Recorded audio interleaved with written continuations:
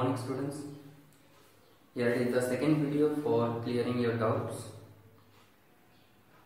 तो बच्चों इस वीडियो में हम लोग आप लोगों से दिया हुआ जो डाउट्स है, जो कमेंट्स में हम लोग जो डाउट्स दिए उसके बारे में बात करेंगे। तो फर्स्ट एक डाउट है अतुल का। उनका क्वेश्चन है कि sir water can release the water vapour in any temperature, then how we believe in this matter are changing their state in 100 degree centigrade to the process boiling the water. Okay. तो देखो first of all कि sir water can release the water vapour in any temperature. Water हम लोग अगर किसी container में लेते हैं तो जैसे ये जो ऊपर का जो जगह है, जैसे ग्लास में आप वाटर लिए हो और वाटर ग्लास के ऊपर से आप देख रहे हो, तो ऊपर से वाटर का जो लेयर आपको दिखेगा, इस लेयर को हम लोग बोलते हैं सरफेस। और वाटर के अंदर का जो पोर्शन है, ये पोर्शन, इसको हम लोग बोलते हैं बल्क। अब बात यहाँ पे है कि particles of matter attract each other. Water है वो लिक्विड है, लेकिन उसमें जो पार्टिकल्स होते हैं वो उसमें अट्रैक्ट करते हैं एक दूसरे को, क्योंकि they are the particles of matter. Water जो है वो एक मैटर है जो पार्टिकल से बना हुआ है, तो ऑब्वियसली इसमें पार्टिकल के बीच में अट्रैक्शन फोर्स होगा। अब लोग को जो attraction force in between the particles ये समझाया गया था, उसमें एक एग्जांपल दिया गया था। अगर नल से वाटर आ रहा है नीचे और उसको अगर हम लोग फिंगर से कट करने का कोशिश करें तो ये नहीं हो सकता।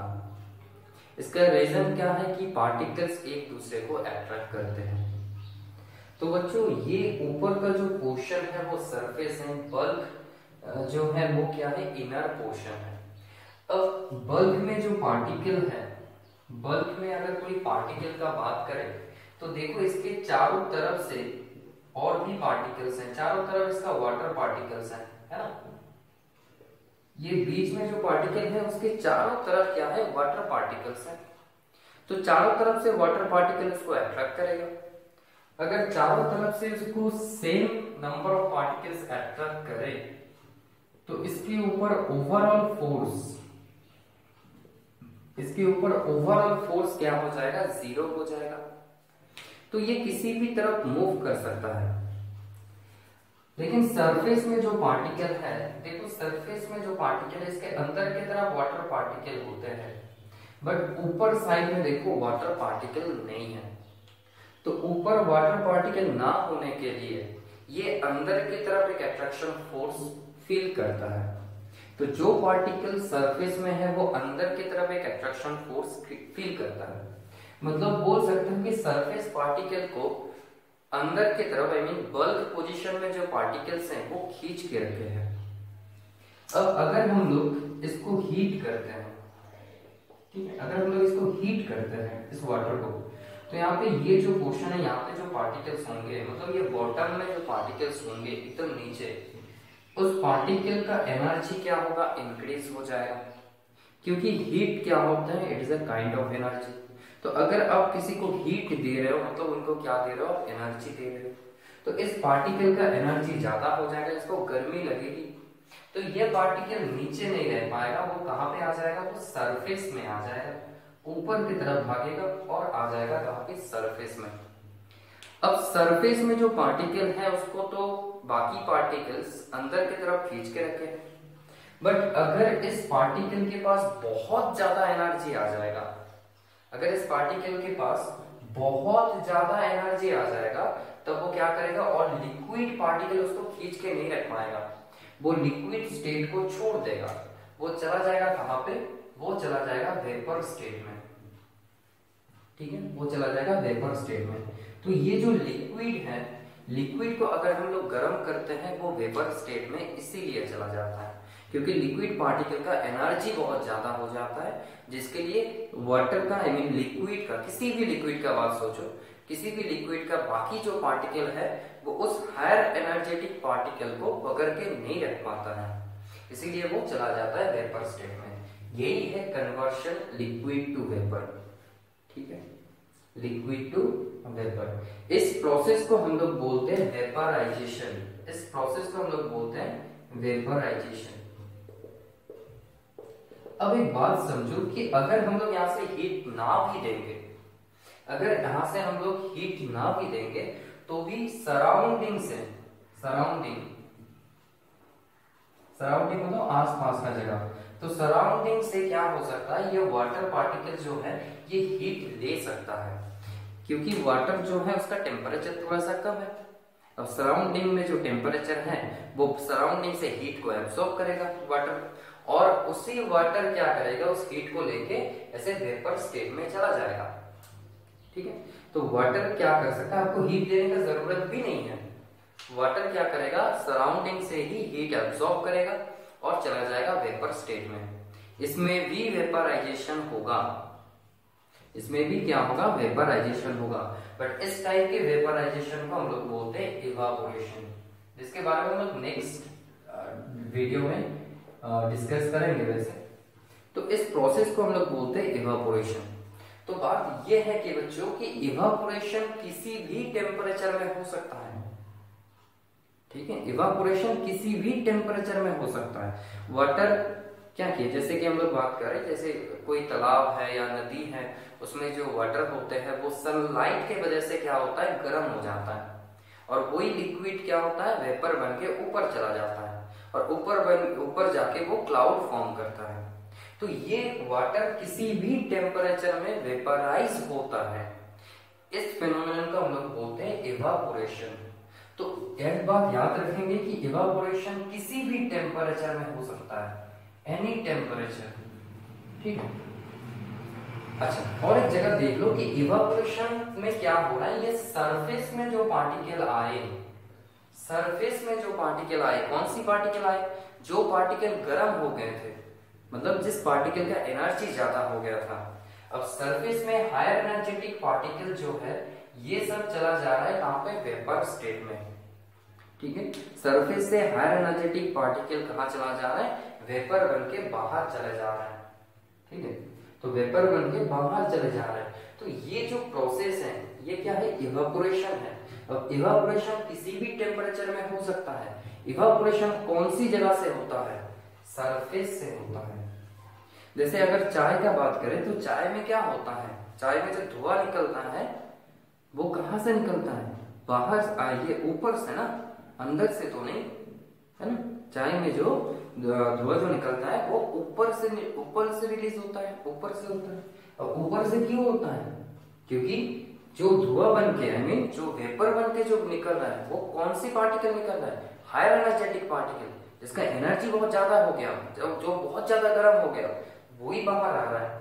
अब जो बहुत ज्यादा गर्म हो जाएगा वो तो ऊपर आ जाएगा ना।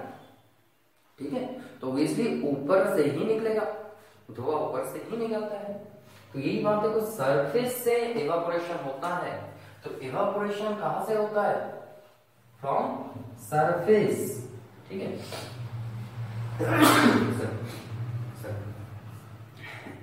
तो इवापोरेशन कहां से होता है, इवापोरेशन सरफेस से होता है।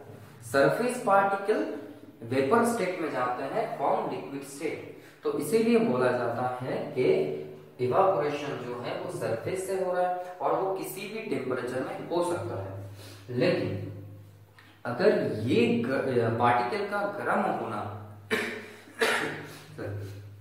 ये पार्टिकल का गर्म होना, इवापोरेशन होना, ये अगर पूरे जगह से होता है, मतलब सरफेस से भी हो रहा है, बल्क से भी हो रहा है, तो इस फिनोमेनन को हम लोग बोलते हैं, सरफेस और बल्क दोनों जगह से अगर इवापोरेशन हो रहा है, ठीक है, मतलब दोनों जगह से पार्टिकल गर्म हो जा रहा है। ठीक है, इवापोरेशन मतलब यहाँ पे ऐसा नहीं कि बल्क से भी पार्टिकल बाहर जा रहा है, ऐसा नहीं, दोनों जगह पे पार्टिकल गर्म हो जा रहा है। तो उस कंडीशन को हम लोग बोलते हैं बॉइलिंग। ओके, तो बॉइलिंग क्या है, boiling is a phenomenon in which evaporation takes place from surface as well as bulk. तो बॉइलिंग एक ऐसा कंडीशन है जहां पे सरफेस और बल्क दोनों जगह से ही इवापोरेशन होते हैं, मतलब दोनों जगह के पार्टिकल ही हायर एनर्जेटिक स्टेट में चले जाते हैं। तो इसी को हम लोग बोलते हैं बॉइलिंग। और याद रखेंगे बॉइलिंग एक पर्टिकुलर टेम्परेचर में होता है, बॉइलिंग एक फिक्स्ड टेम्परेचर में होता है। ऐसा नहीं कि बॉइलिंग किसी भी टेम्परेचर में हो जाएगा। अब वाटर को हीट दे रहे हो, उसमें इवापोरेशन होगा, हीट दो या ना दो डजंट मैटर, उसमें इवापोरेशन होगा, वो वेपराइज होगा। लेकिन ये जगह याद रखना है कि उसमें पूरे जगह से इवापोरेशन होगा, ये तभी होगा जब वो एक फिक्स टेम्परेचर में पहुंचेगा। जैसे कि अगर वाटर का बात करें, वाटर 100 डिग्री सेंटीग्रेड टेम्परेचर में जाके क्या होता है, बॉइलिंग होता है। मतलब 100 डिग्री सेंटीग्रेड टेम्परेचर में वाटर को लेके जाओगे तो फिर उसमें इवापोरेशन बल्क और सरफेस दोनों जगह से होगा।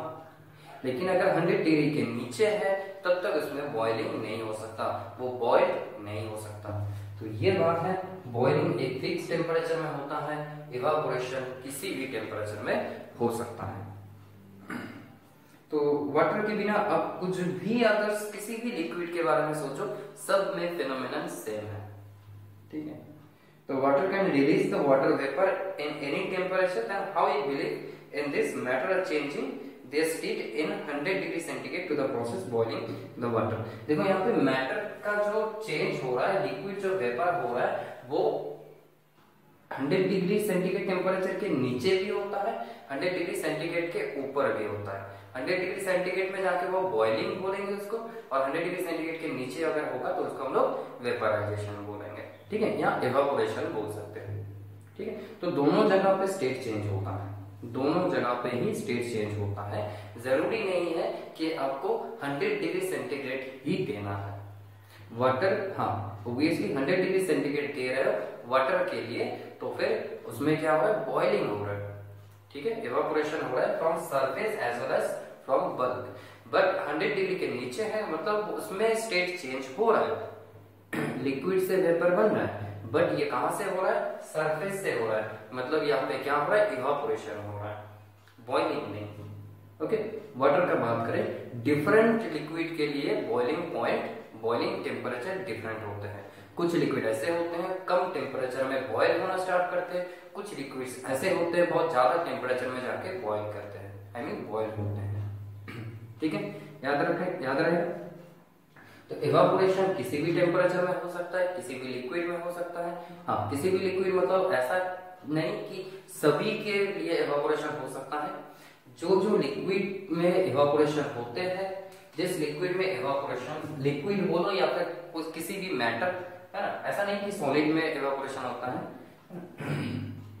जिसमें इवापोरेशन होता है तो उसको हम लोग बोलते हैं वोलाटाइल, ओके, जिसमें क्या होता है, which undergoes evaporation, जैसे केरोसिन ऑयल, मान लो केरोसिन ऑयल का अगर डिब्बा, उसका डिब्बा का ढक्कन खोल के रखोगे तो केरोसिन ऑयल क्या हो जाएगा, बाहर चला जाएगा, बाहर जाएगा मतलब वेपराइज हो जाएगा, ठीक है, ठीक है। वाटर में भी होता है लेकिन वो धीरे धीरे होता है, केरोसिन में बहुत जल्दी होगा क्योंकि वो ज्यादा वोलाटाइल है। और जिसमें इवापोरेशन नहीं होता है उसको हम लोग बोलते हैं नॉन वोलाटाइल, ओके, उसको मैं नहीं लिख रहा हूं। अगर इवापोरेशन नहीं होगा तो उसको हम लोग क्या बोलेंगे, नॉन वोलाटाइल, ओके। वोलाटाइल क्या होते हैं, जिसमें इवापोरेशन होते हैं, और नॉन वोलाटाइल क्या होते हैं, जिसमें इवापोरेशन नहीं होता है, ठीक है, क्लियर हो गया।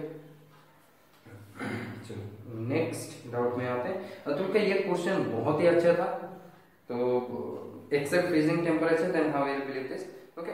तो आपको ये जानना है कि स्टेट ऑफ मैटर का चेंज, लिक्विड से वेपर होना, अगर ये इवापोरेशन है तो वो किसी भी टेम्परेचर में हो जाएगा, अगर ये बॉइलिंग है तो एक फिक्स टेम्परेचर में होगा, ठीक है। तो दोनों में स्टेट चेंज होगा, ओके, चाहे वो इवापोरेशन हो चाहे वो बॉइलिंग हो। Next,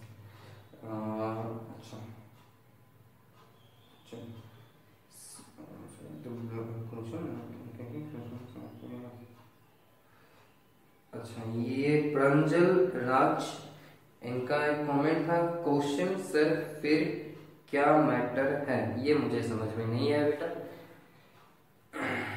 next Archana Kumari, sir I have one more problem, we know that in liquid attraction power is less, okay, than solid and more than liquid, अच्छा more than gas होगा ये, चलो ठीक है कोई प्रॉब्लम नहीं है, more than gas. So my question is that the matter which are in liquid form they attract each other or not.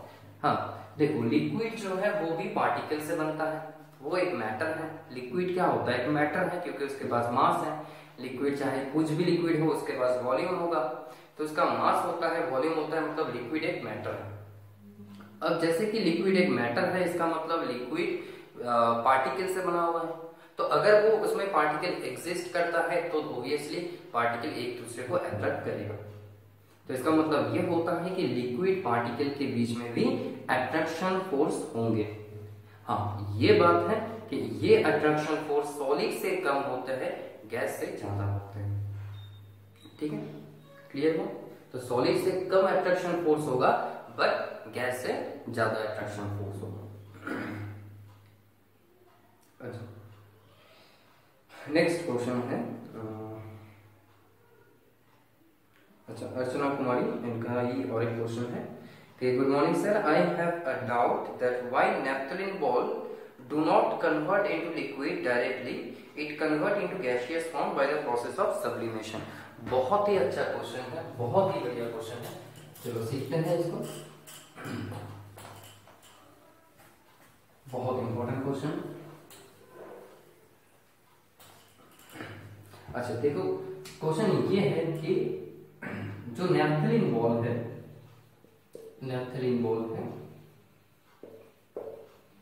जैसे ऐसे गोल गोल टाइप का व्हाइट कलर का होते हैं। अब ये नैप्थलीन बॉल जो है ये सॉलिड होता है, इसको अगर हम लोग हीट करें, अगर हम लोग हीट करेंगे तो डायरेक्टली ये गैसियस स्टेट में चला जाएगा, डायरेक्टली वो गैस में कन्वर्ट होता है, वेपर में कन्वर्ट होता है, बट बीच में जो एक स्टेट है दैट इज लिक्विड, उसमें वो नहीं जाता है। इसी प्रोसेस को हम लोग बोलते हैं सब्लिमेशन। ठीक है, सब्लिमेशन बोलते हैं। अब क्वेश्चन है सर ऐसा क्यों होता है? तो पहले ये समझ लो कि सॉलिड, लिक्विड और गैस में डिफरेंस क्या है, कि सॉलिड पार्टिकल के बीच में अट्रैक्शन फोर्स क्या होता है, बहुत ज्यादा होता है ना। सॉलिड पार्टिकल के बीच में अट्रैक्शन फोर्स बहुत ज्यादा होता है। लिक्विड में अट्रैक्शन फोर्स कंपैरेटिवली कम होता है, और गैसियस पार्टिकल में अट्रैक्शन फोर्स सबसे कम होता है। ओके, तो अगर हम लोग, ये सॉलिड है, ये लिक्विड है, ये गैस है, अब अगर हम लोग सॉलिड को हीट करें, सॉलिड को अगर हीट करेंगे तो फिर उनके पार्टिकल के बीच में डिस्टेंस इंक्रीज होगा, क्योंकि पार्टिकल का काइनेटिक एनर्जी इंक्रीज होगा, पार्टिकल एक दूसरे से दूर जाएंगे। ठीक है, दूर जाएंगे, और इसीलिए वो किसमें कन्वर्ट होता है, लिक्विड में। अब लिक्विड को अगर फिर से हीट करें तो फिर उसमें डिस्टेंस और ज्यादा इंक्रीज हो जाएगा।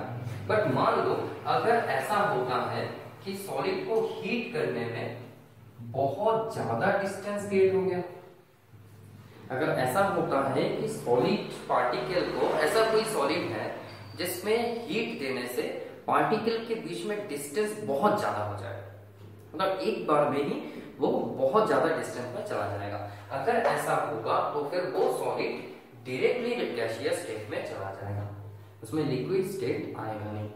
तो सॉलिड, नैप्थलीन बॉल एक ऐसे टाइप के सॉलिड है, यह इसका अपना प्रॉपर्टी है, जिसके लिए क्या होता है, इसको हीट देने से इसमें पार्टिकल के बीच में डिस्टेंस बहुत जल्दी और बहुत ज्यादा इंक्रीज हो जाता है, इसीलिए नैप्थलीन बॉल डायरेक्टली सॉलिड से गैस में कन्वर्ट होता है।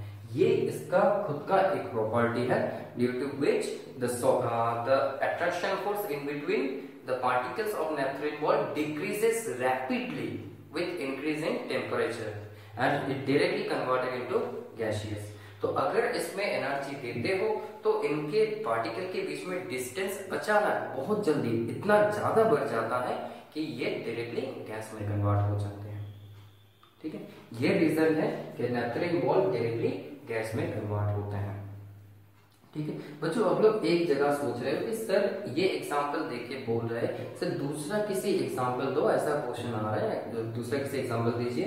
देखो बात ये है कि अगर कोई एक एग्जाम्पल जो दे रहा है उसके लिए जो कॉन्सेप्ट है बाकी सभी एग्जाम्पल में वही कॉन्सेप्ट काम आएगा। हाँ, एक दो जगह पे एक्सेप्शन है, वो सब अलग बात है, बट आपकी क्लास में एक एग्जाम्पल जैसे वाटर में जैसे इवापोरेशन हो रहा है तो केरोसिन में भी वैसे ही इवापोरेशन होगा। हाँ, ये बात है, वाटर का इवापोरेशन का स्पीड और केरोसिन का इवापोरेशन का स्पीड डिफरेंट है। ठीक है, ये सब है तो कोई टेंशन नहीं है, अगर ये एग्जाम्पल है तो फिर वो भी वही है दूसरे किसी में। अच्छा, और एक इंपॉर्टेंट जगह देखा जाता है ammonium chloride. Okay, ammonium chloride, ammonium chloride में भी अगर आप हीट करोगे तो ये डायरेक्टली सॉलिड से क्या हो जाएगा, गैस में कन्वर्ट होगा। ठीक है, ये क्लास 6 में पढ़ चुके हो। Okay, sublimation. तो sublimation is a process in which matter directly converted into gas from solid without passing through the liquid state. इसका मतलब सब्लिमेशन जिस सब्सटेंस में होते हैं उस सब्सटेंस में ऐसा कोई प्रॉपर्टी होते हैं जिसके लिए सॉलिड पार्टिकल को हीट देने से उनके पार्टिकल के बीच में डिस्टेंस अचानक बहुत ज्यादा बढ़ जाता है, जिसके लिए वो डायरेक्टली सॉलिड से गैस में कन्वर्ट हो जाते हैं, लिक्विड में जाते ही नहीं है। क्लियर हुआ? चलिए नेक्स्ट आते हैं। Sir, I cannot understand the concept state of matter change in pressure that you explain by example that carbon dioxide gets converted into solid। अच्छा, ये भी अर्चना कुमारी की है। Explain by example that carbon dioxide gets converted into solid from solid form in solidified carbon dioxide। Give me some other example so I can understand। Fine। Question है ये है कि अगर प्रेशर देने से example that carbon dioxide gas convert into solid. अच्छा, pressure देने से गैस क्या होते हैं, इसी में समझ में आ जाएगा कि प्रेशर देने से गैस सॉलिड में कन्वर्ट होते हैं। देखो, अगर आप प्रेशर दोगे, ठीक है, गैस के ऊपर प्रेशर दोगे तो गैसियस पार्टिकल पास आएगा। अब पार्टिकल अगर पास आएगा तो उनके बीच में अट्रैक्शन फोर्स ज्यादा होगा।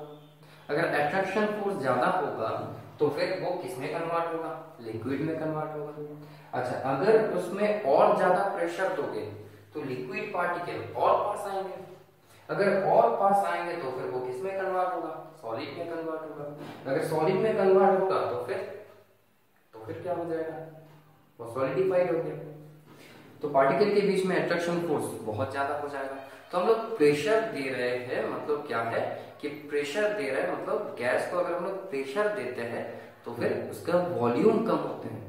अब एक बात समझो, ये दो पार्टिकल है, ये दो पार्टिकल है ना, ये दो पार्टिकल है, इसको अगर हम लोग ऐसे ही प्रेशर देंगे, ऐसे ऐसे इतने दूर है, मान लो ये लिक्विड स्टेट में है। ओके, ये दो इतने दूर है मतलब लिक्विड स्टेट में, तो अगर दोनों साइड से प्रेशर दोगे, धक्का दोगे तो पास आएगा, डिस्टेंस कम हो गया, चिपक गया। तो चिपक गया मतलब क्या बन गया, सॉलिड बन गया। तो प्रेशर देने से मैटर का स्टेट चेंज होता है। अब लोग देखे होंगे गैस लाइटर, यहाँ पे लाइटर है दिखा दे रहा हूँ, तो इसमें तो गैस है नहीं, इसमें गैस है नहीं। ठीक है, ये सब जो लाइटर्स होते हैं तो इसमें आप लोग देखे होंगे कि जैसे अगर हम लोग यहाँ से गैस भरते हैं तो इसके अंदर क्या होता है, लिक्विड आ जाते हैं। ठीक है, ये इसके अंदर क्या होते हैं, लिक्विड आ जाते हैं। तो एक्चुअली यहाँ पे लिक्विड कैसे आया भाई, हम तो इसमें गैस भरे थे, है ना, इसमें हम लोग गैस भरे थे, तो लिक्विड कहाँ से आया। तो गैस को जब ऐसे भरते प्रेशर देके वो क्या होते हैं, लिक्विड में कन्वर्ट हो जाते हैं, इसीलिए इसके अंदर क्या आता है, लिक्विड आता है। आपके घर में अगर ऐसे गैस लाइटर है तो उसमें देख लेना एक बार कि जब हम लोग गैस भरते हैं लेकिन उसके अंदर जब आ रहा है तो क्या आ रहा है, लिक्विड आ रहा है। ओके, क्लियर हुआ? तो गैस को अगर प्रेशर दोगे तो गैस किसमें कन्वर्ट होगा, लिक्विड में कन्वर्ट होगा। तो फिर और ज्यादा प्रेशर देंगे तो लिक्विड किसमें कन्वर्ट होगा, सॉलिड में। अब किसी भी एग्जांपल लेके सोच लो, कार्बन डाइऑक्साइड को छोड़ लो, हाइड्रोजन लेके सोचो, दूसरा किसी भी गैस लेके सोचो। ये तो एलपीजी है, जैसे एलपीजी क्या बात सोचो, लिक्विफाइड पेट्रोलियम गैस। तो गैस को प्रेशर देके लिक्विफाइड किया गया, लिक्विड में भरा गया, लिक्विड बना गया। ठीक, तो गैस के ऊपर प्रेशर देते हो तो पार्टिकल्स क्या होंगे, इसके ऊपर प्रेशर दोगे, मतलब दोनों तरफ से इधर इधर ऐसे ऐसे प्रेशर दोगे तो पार्टिकल पास आएंगे ना, पास आएंगे तो किसमें कन्वर्ट होगा, लिक्विड बन जाएगा। तो लिक्विड में और ज्यादा प्रेशर दोगे तो और पास आएगा, और पास आएगा तो क्या बन जाएगा, सॉलिड बन जाएगा। ठीक है, तो इसके ऊपर एक इंपॉर्टेंट क्वेश्चन आता है एग्जाम में भी, या फाइनल एग्जाम में भी आने का चांस है कि व्हाट इज ड्राई आइस। तो आपको याद रखना है solidified carbon dioxide is called dry ice. ठीक है। अच्छा, एक जगह उस वीडियो में बोलना भूल गए थे कि सॉलिडिफाइड कार्बन डाइऑक्साइड में भी सब्लिमेशन होते हैं। ठीक है, सॉलिडिफाइड कार्बन डाइऑक्साइड में भी सब्लिमेशन होते हैं, उसमें लिक्विड स्टेट में आने का चांस बहुत कम रहता है, मतलब लिक्विड स्टेट में वो आ सकता है लेकिन बहुत ही शॉर्ट टाइम के लिए, जिसको हम लोग नेग्लेक्ट कर सकते हैं। ठीक है, इन जनरली मतलब बोला जाता है कि लिक्विड स्टेट में आता ही नहीं है, वो डायरेक्टली गैस में कन्वर्ट हो जाता है।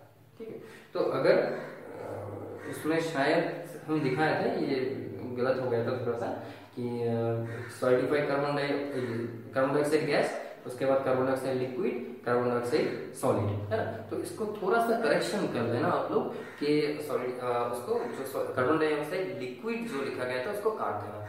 ठीक है, वो गैस से डायरेक्टली सॉलिड में कन्वर्ट कर देगा उसको। ठीक है, क्योंकि इसमें सब्लिमेशन होते हैं। ओके, चलो बच्चों नेक्स्ट आते हैं। Sir please give me an example of solid that can be converted into liquid by reducing pressure and not able to understand.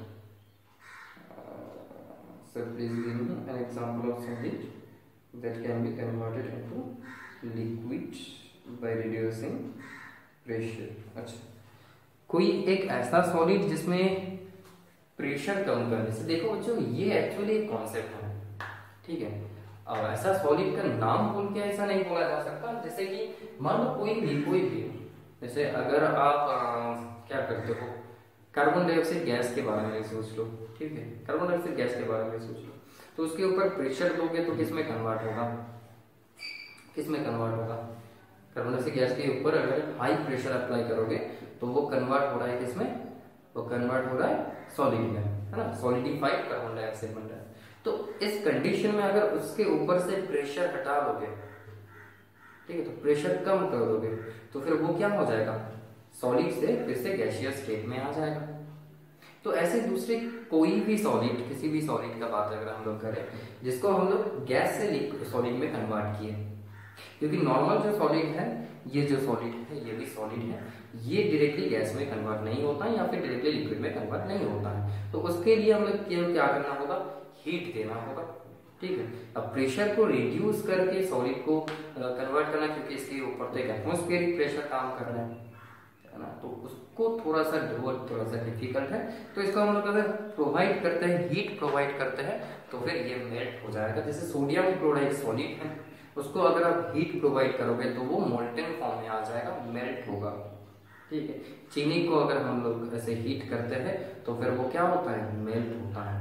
अब हीट करके उसको हम लोग चेंज कर रहे हैं। अगर हम लोग इसको प्रेशराइज करके, जैसे लिक्विड को प्रेशराइज करके सॉलिड बनाए, तो इस कंडीशन में आप क्या कर सकते हो, प्रेशर को हटा दो तो फिर वो धीरे धीरे लिक्विड में कन्वर्ट होगा। ठीक है, ये होता है, बट डायरेक्टली ऐसा तो नहीं बोला जा सकता कि कोई एक सॉलिड का एग्जांपल जो ऐसे प्रेशर, उसके ऊपर प्रेशर कम किए तो वो लिक्विड में कन्वर्ट हुआ। ठीक है, मुझे नहीं पता, मतलब हो सकता है, मैं भी, मुझे नहीं पता है। ठीक, तो you can check it from any other source, I am sorry for this.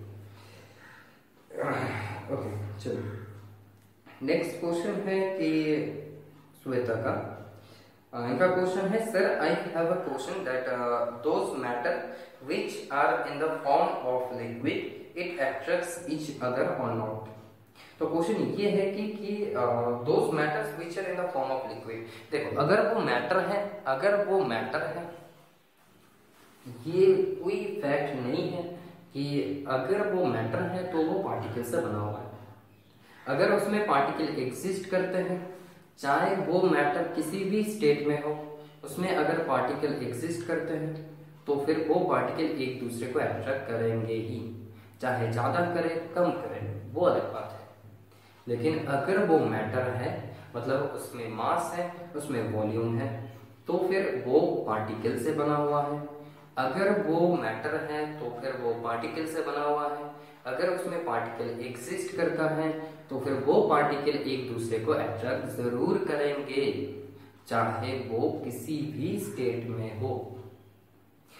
बच्चों देखो, अगर लिक्विड पार्टिकल्स एक दूसरे को अट्रैक्ट ना करते तो फिर एक ब्लेड लेके एक तालाब को हम लोग बीच से इजीली कट कर सकते थे, है ना। दो भाई झगड़ा करते हैं एक दूसरे में कि ये तालाब मेरा है, दूसरे भाई भी बोलते ये तालाब मेरा भी है, तो उनके पापा तो इजीली ये प्रॉब्लम सॉल्व कर देते ना। एक ब्लेड लेते और पानी को आई मीन वाटर को बीच से ऐसे कट कर देते हैं, ले ये तालाब तेरा है, ये तालाब तेरा है। नहीं हो सकता ना। क्यों नहीं हो सकता? क्योंकि वाटर पार्टिकल्स एक दूसरे को क्या करेंगे? अट्रैक्ट करेंगे। तब स्ट्रीम को कट जैसे भी करोगे स्ट्रीम फिर से रीजनरेट हो जाएगा। Okay, you cannot cut down the stream. That's the matter due to which you can say that the particles of matter can attract each other, whether it is solid, whether it is liquid, or whether it is gas. It doesn't matter. हो सकता है कि attraction force का magnitude different होगा in different state, in different matter, but attraction force होगा। Clear? चलो, इतना ही doubts था। एक बार फिर चेक कर लेते हैं कि सबका डाउट्स हम टच किए या नहीं। ओके, सबका डाउट्स, जितना मुझे लग रहा है कि सभी का डाउट्स टच किया गया है। ठीक है, और कोई प्रॉब्लम नहीं है? Just a minute. अच्छा, अतुल का बहुत बढ़िया क्वेश्चन था, इसको टच किया गया। अच्छा, स्मिता का sir, we have to draw the diagram also. Yes, you have to draw the diagram. So we have to also write the blue ink questions which is given in between chapter. कि in-text question जो है वो in-text question को आप homework copy में लिखेंगे, ऊपर heading कर देंगे कि in-text question बोलते हैं। ठीक है, either after the completion of the exercise question और before the completion of the exercise question you can write. तो पहले आप इंटेक्स्ट क्वेश्चन से स्टार्ट कर सकते हो या फिर एक्सरसाइज क्वेश्चन से भी स्टार्ट कर सकते हो, कोई प्रॉब्लम नहीं है। अगर बीच बीच में भी लिख सकते हो, उसमें भी कोई प्रॉब्लम नहीं है। सिर्फ ऊपर हेडिंग करके रखना कि ये इंटेक्स्ट क्वेश्चन है, ये एक्सरसाइज क्वेश्चन है।